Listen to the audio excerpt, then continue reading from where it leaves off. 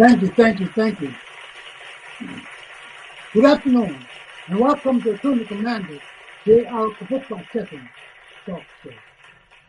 Today is a special day because I have my friend and doctor with me today.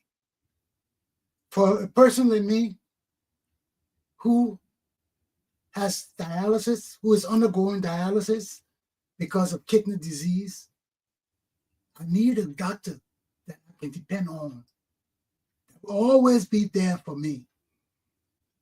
Not only will be my doctor, but he would be a companion to me too. Because when you're on dialysis, your doctor is like a companion to you. I have his personal number in my phone for me to call him if I have any issues and need to reach him right away. I have access to him anytime I want. And my doctor is so good. And I'm so thankful that he's my doctor because I can rely on him. He's dependable, reliable, and knows his job well. He does. So I have his interview here with me. I want you all to bear with me as I bring Dr. Eric X. KERNS on to have this interview with him. Thank you.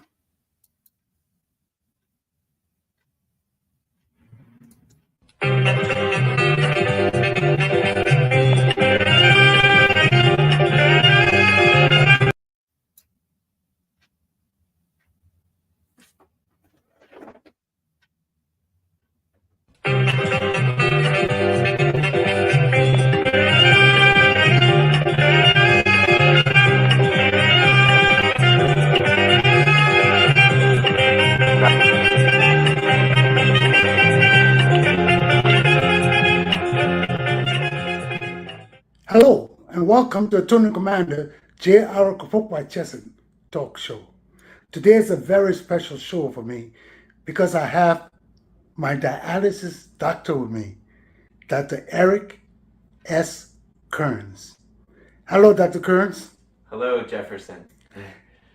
As you all know, I'm currently on dialysis, and my doctor is a special person to me. Everybody on dialysis, he's special to them.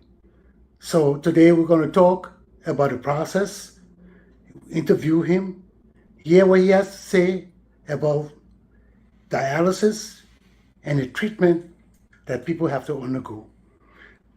Dr. KERNS, you are a nephrologist. Could you tell us who is a nephrologist and why you decided to pursue this medical specialty? Sure. So nephrologists are physicians, doctors who take care of patients with kidney disease from all stages. So we start seeing patients early in kidney disease, usually stage 3, and we manage their care through dialysis or end-stage kidney disease. We also see patients for hypertension. So oftentimes we see patients who have normal kidney function but have chronically elevated blood pressure. Those are the two main types of patients that we see in clinic. We see other things as well on occasion, electrolyte abnormalities, things like this in patients with normal kidney function, but the majority of our patients have either chronic kidney disease or hypertension. I became interested in nephrology when I was a medical student in Boston, and specifically a second-year medical student when we were doing our pathophysiology courses. I had a couple instructors who just really inspired me and steered me in the direction of this specialty. A lot of it is sort of algorithm-based, mathematical, and these are sort of the things that drew me to it. As well, just having good mentorship in medical school, I think I was drawn to it. Doc, what is the functions of the kidney? Yeah, so the two main functions of the kidneys are to remove water and salt, and then to remove toxins that build up in the blood as a result of just normal daily activities, metabolism of foods that we eat, things like this. So salt removal, water removal, and toxin removal. Medicine is advancing rapidly, Doc.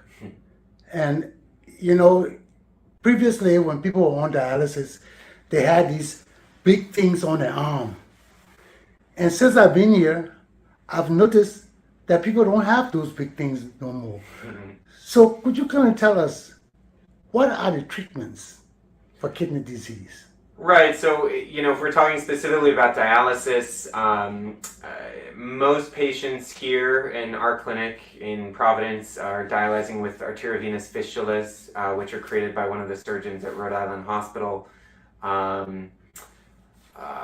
We do have a minority of patients, maybe 5 to 10%, who have catheters, such as yourself right now, Jefferson, but we're hoping to get you a fistula soon. So those are the two main types of dialysis access for in-center hemodialysis. Patients also dialyze with peritoneal dialysis catheters, which you've had, which is a catheter that goes into a space in the abdomen. So very different type of dialysis access. The other question was regarding kidney disease? Yes. So what is kidney disease? Yes. So kidney disease would be anything that affects the ability of the kidneys to clean the blood or remove salt and water, like we discussed. I think one thing you were interested in was the main causes of kidney disease. The majority of patients we take care of here with chronic kidney disease have chronic kidney disease either as a result of diabetes or high blood pressure. Smaller percentage of patients have autoimmune conditions like lupus can cause kidney disease. There's another condition called IgA nephropathy, which probably has some autoimmune basis. Some people with kidney disease have genetic disorders. Autosomal dominant polycystic kidney disease is the one that comes to mind, where patients generally in adulthood start to form cysts in their kidneys, and some of those patients do require dialysis, or they do go on to develop end-stage kidney disease and need dialysis. And oftentimes in familial syndromes like that, first-degree relatives are affected. But yes, the main causes of chronic kidney disease by far are diabetes and hypertension. So we spend a lot of time in our clinic just managing those problems, trying to keep the blood pressure under control. We use 120 to 130 systolic blood pressure as our goal, and then trying to keep the diabetes under control. So we've sort of worked closely with endocrinologists and diabetes specialists as well. So what's the treatment for diabetes? High blood pressure. Right. So, for high blood pressure, diet and exercise. So low sodium diet is thought to be beneficial for blood pressure control. Exercise. So, we tell all of our patients to try and exercise 150 minutes a week, which is easier said than done, but 30 minutes most days of the week, some sort of cardiovascular exercise can help decrease the blood pressure. Other lifestyle modifications people can make is stop smoking cigarettes. Cigarette smokers are a big driver for both hypertension and kidney disease. Other illicit drugs like cocaine come to mind. So clearly if someone has a pattern of either using cocaine or abusing alcohol, those would be lifestyle interventions to try and treat hypertension. Apart from that, we have a number of drugs at our disposal. So we have diuretic medications that help the kidneys get rid of salt and water and decrease blood pressure in that way. We have other medications that help dilate the arteries and decrease blood pressure that way. And then we have other blood pressure medications that act on specific hormonal pathways to decrease blood pressure. So, we have 3, 4, 5, 6 classes of blood pressure medications, all with different mechanisms of action. That we're all fairly comfortable using because we just have a lot of experience with the medications. The diabetes medications are changing rapidly, and in the last couple of years we've had a number of new classes of diabetes medications come out that not only address the high blood sugars but also slow the progression of kidney disease. There are a number of classes of meds we're using now, and again we typically try, especially in our more complicated cases, to work in concert with the endocrinologists, the diabetes doctors, but we are prescribing medications like dapagliflozin, canagliflozin more often these days to treat both diabetes and high blood pressure and kidney disease. Doc, if our viewers want to pursue this profession, what advice do you have for them?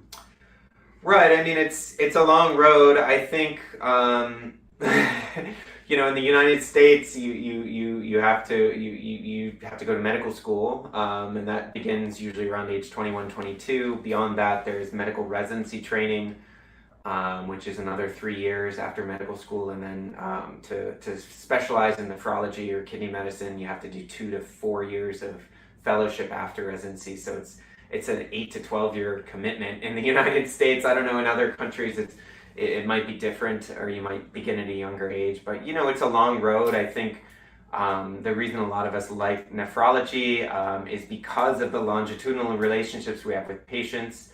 I have several patients. I haven't known you for that long, Jefferson, but I have several patients I've known for 10 years longer. And so you really do get to know patients very well and in a sense become very much like their primary care physician. So I think that's why a lot of us stay engaged in it when a lot of the other, day-to-day issues we address become sort of mundane and routine. I think the relationships we form with the patients are what keep us going. I don't know if that answers the question. Yes. Do you have anything to say to our viewers? No, I mean Jefferson's been an amazing patient to take care of, and he knows you know all about the different types of dialysis now, having experienced them all. And I think we're still optimistic that you're going to get a kidney transplant, which I didn't talk much about, but that's the best treatment we have for end-stage kidney disease. Better survival outcomes, better quality of life than dialysis, obviously. So, I would just say, it's great to participate in this, and hopefully you've learned something. Thank you very much, Doc. I'm sure my viewers will let me know how this interview went, and I want to thank you again. You're welcome. My pleasure.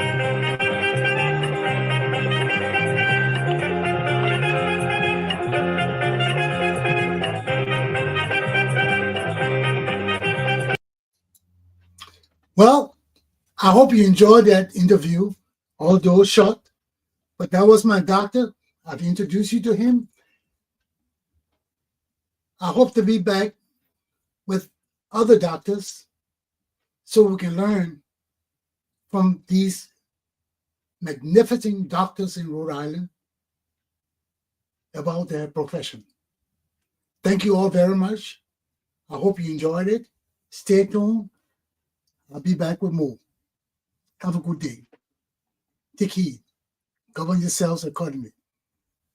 God loves you.